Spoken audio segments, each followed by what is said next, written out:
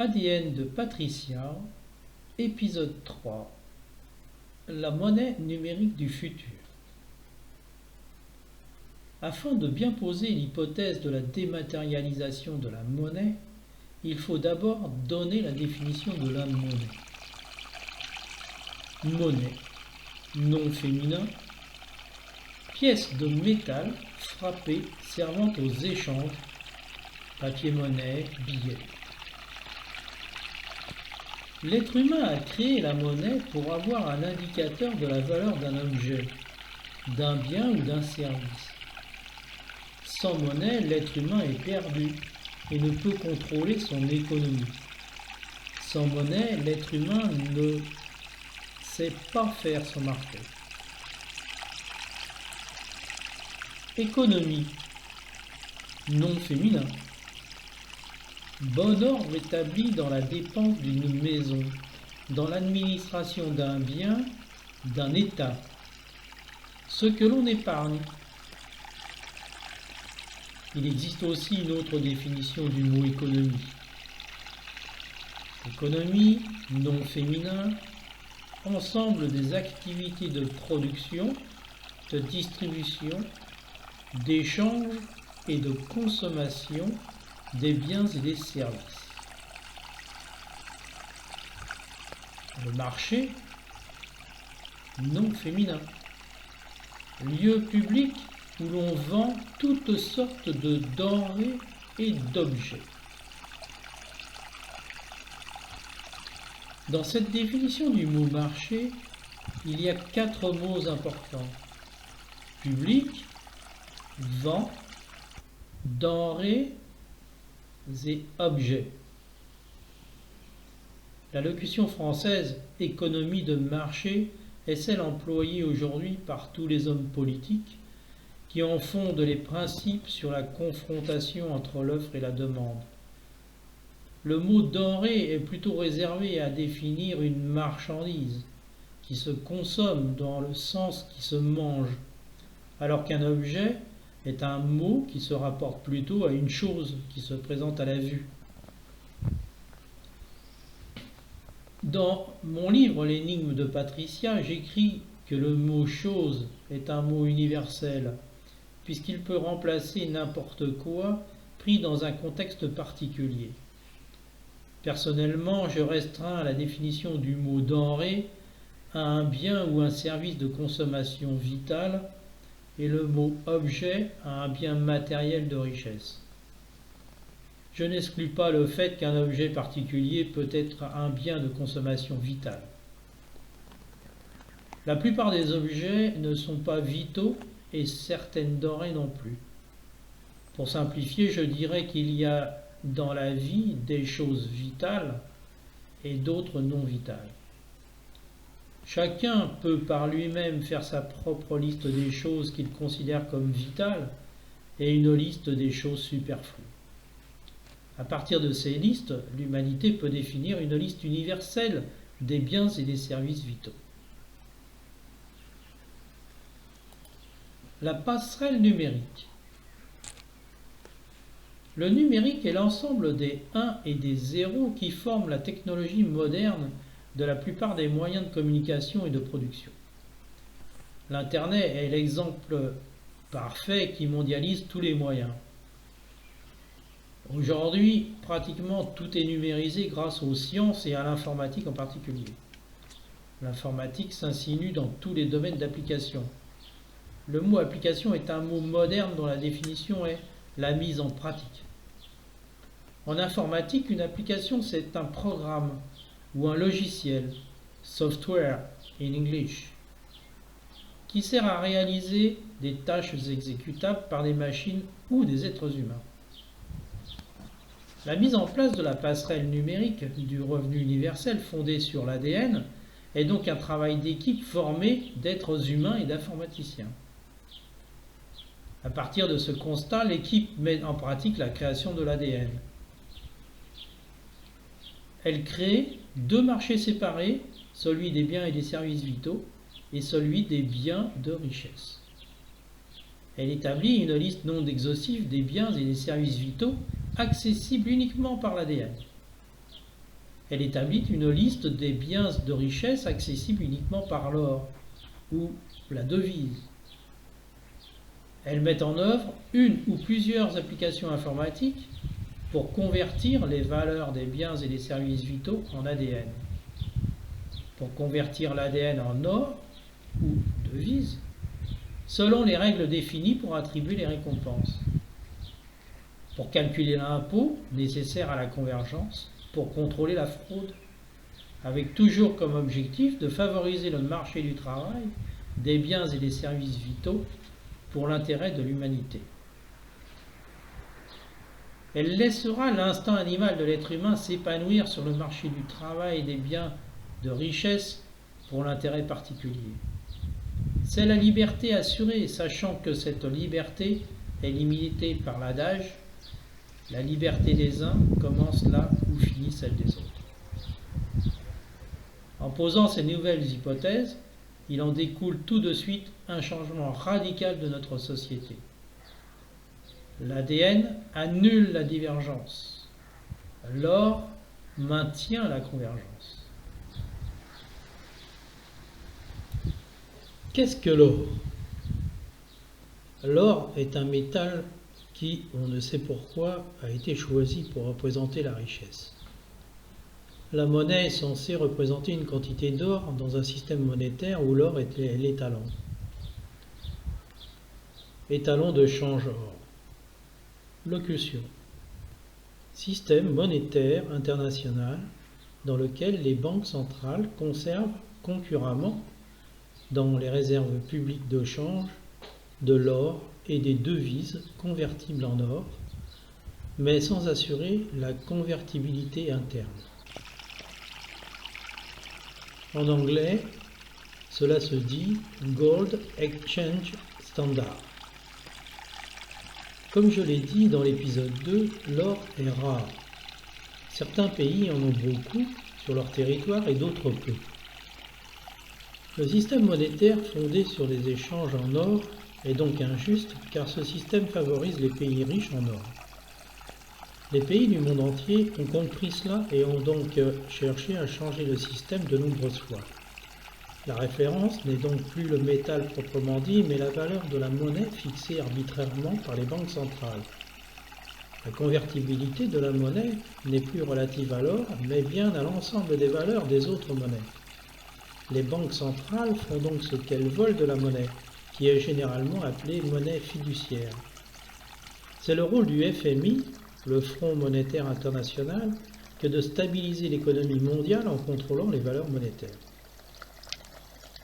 Fiduciaire, adjectif, se dit de valeur fondée sur la confiance qui est accordée à celui qui émet. Le mot confiance est un mot important dans cette définition et doit être le mot principal à utiliser dans le cadre de la création d'un revenu universel. L'humanité fait confiance au système monétaire, mais l'être humain non. Pour qu'il y ait convergence, il faut que l'être humain l'adopte aussi. Je cite le site http://droit-finance.commensammarche.net/faq/23872-monnaie-fiduciaire-définition. Définition de monnaie fiduciaire.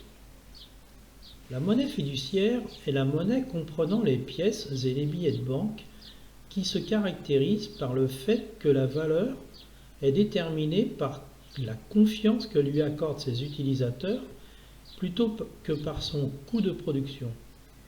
En d'autres termes, cela signifie qu'un billet de 500 € vaut cette valeur non pas en raison de son coût de production, mais en raison du fait que les utilisateurs considèrent que ce billet leur permettra d'acheter quelque chose, bien ou service, d'une valeur de 500 €.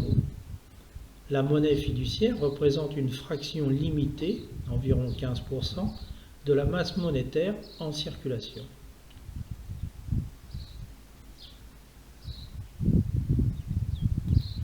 Définition de monnaie scripturale.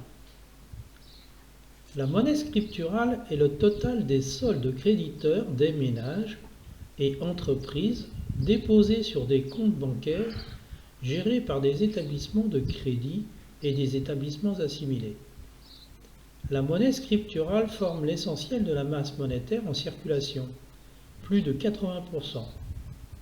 Cette monnaie circule entre les différents agents économiques par le biais de moyens dématérialisés comme les virements bancaires, les prélèvements, les cartes de paiement ou encore les chèques. Un système économique est donc fondé sur deux types de monnaie. L'ADN sera donc une troisième monnaie qui sera à la fois fiduciaire et scripturale. Fiduciaire parce que la valeur de l'ADN est fixée par l'État et approuvée par l'être humain pour l'économie du marché des biens et des services vitaux.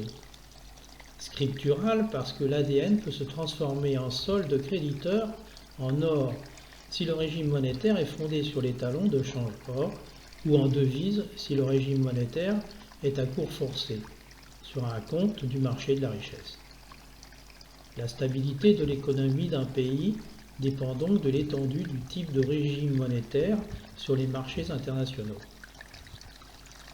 La transformation se fait par la convergence entre l'être humain et l'humanité. L'ADN ne peut être efficace que sur une économie fondée sur un régime monétaire à cours forcé. Sur le marché des biens et des services vitaux, l'ADN est donc inconvertible en interne. Un citoyen ne peut donc transformer son ADN en devise d'un autre pays que le sien, même s'il respecte les règles. Qu'est-ce que l'ADN ? L'ADN est une monnaie virtuelle numérique faite de 0 et de 1, inaccessible au toucher. L'ADN est une monnaie fiduciaire de consommation particulière dont le seul moyen de paiement, par carte de type bancaire, est numérisé et sécurisé. L'ADN peut se transformer en monnaie scripturale selon le principe de la récompense en fonction de deux règles, le travail et l'économie. L'ADN est vital. L'ADN n'est donc utilisable que sur le marché des biens et des services vitaux. L'ADN est géré par la Banque centrale d'ADN de l'État. Le compte ADN est créé à la naissance de l'être humain. Le montant de l'ADN, fixe et identique pour chaque être humain, est versé chaque début de mois sur un compte ADN personnel, unique jusqu'à la fin de sa vie. Il est variable périodiquement en fonction de la démographie et de l'indice des prix du marché des biens et des services vitaux. L'ADN donné à l'être humain appartient à l'être humain qui en dispose comme il l'entend selon deux principes de base, la consommation, l'économie. L'ADN est inviolable car codé et sécurisé numériquement par l'identité biologique de l'être humain. L'ADN ne peut être ni transféré d'un compte à un autre, ni échangé contre de l'or ou des devises, ni spéculé. L'ADN ne peut enrichir directement l'être humain. L'ADN ne peut acheter des produits prohibés ou toxiques pour l'âme de l'être humain.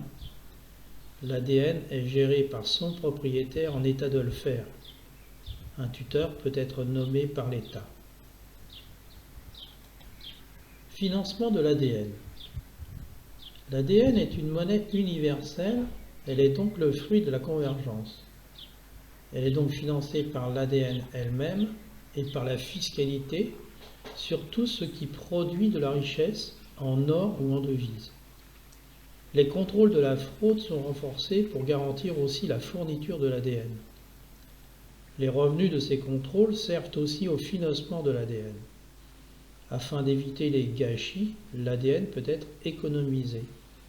Si l'être humain prend soin de son ADN, il peut s'enrichir progressivement en proportion de son économie et participer à l'investissement sur les marchés pour s'enrichir par l'intermédiaire de l'État.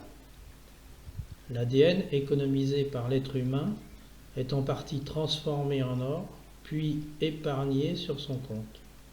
L'ADN économisé par l'être humain est en partie transformé en or pour le compte de l'État est réinvesti dans la banque d'ADN. L'ADN économisé par l'être humain est en partie investi sur les marchés par l'État. L'ADN contribue donc par l'intermédiaire de l'être humain à l'économie des marchés. Autofinancement de l'ADN transformé. L'ADN s'autofinance en partie grâce au respect des règles. L'ADN économisé par l'être humain se transforme en épargne imposable s'il ne travaille pas après sa majorité ou ses études. L'ADN économisé par l'être humain qui travaille se transforme en épargne non imposable. Le patrimoine accumulé par l'être humain qui ne travaille pas subit temporairement un impôt sur la fortune jusqu'à sa retraite. L'impôt sur le travail est plus fort sur le marché des richesses que sur le marché des biens et des services vitaux. L'impôt sur la spéculation est plus fort que l'impôt sur le travail. L'impôt n'est pas proportionnel à la rémunération. Il est différent selon le travail effectué, la capacité de travail de l'être humain, ses compétences intellectuelles et manuelles. La rémunération du travail est fonction du nombre d'heures effectuées dans chaque catégorie du travail, avec une limite haute infranchissable. C'est le partage du travail. Les heures supplémentaires ne peuvent exister que si le partage ne peut être effectif. Les heures supplémentaires seront donc imposées plus si la règle du partage du travail n'est pas respectée. L'enrichissement ne peut se faire que dans la convergence. L'impôt est fonction des besoins de l'être humain en ADN, pas des besoins de l'humanité en or ou en devise. Le montant de l'impôt respecte donc le critère de convergence. La pensée de l'auteur. Le jour où l'or pourra se transformer en ADN, l'alchimie de la convergence entre l'être humain et l'humanité sera l'accomplissement de l'espace-temps. Thierry Dehaye. Voilà, c'est la fin de l'épisode 3.